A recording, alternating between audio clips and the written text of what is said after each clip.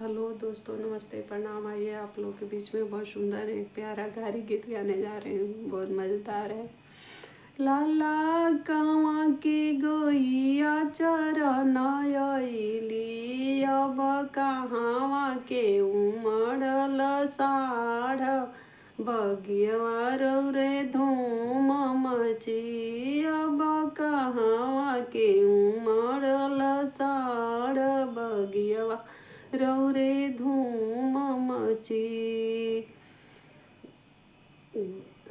सम गैया तो होई समधी के बहिनी, गैया तो होई समधी के बहिनी, अब चढ़ावा तो हऊँ हमार भैया, बगियवा रे धूम मची, अब चढ़ावा तो हऊँ हमार भैया, बगियवा रे धूम मची।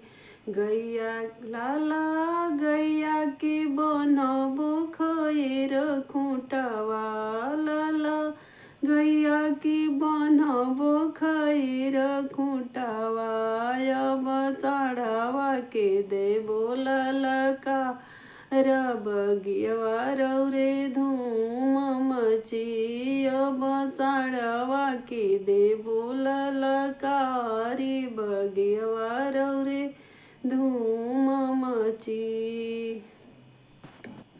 लाला निचवा बिछैबो कुश डबावा, अब ऊपर घामा घम चोट, बगियवा रे धूम रे मची। लाला निचवा बिछैबो कुश डबावा, लाला निचवा बिछैबो कुश डबावा, अब ऊपर घामा घम चोट, बगियवा रे धूम मची।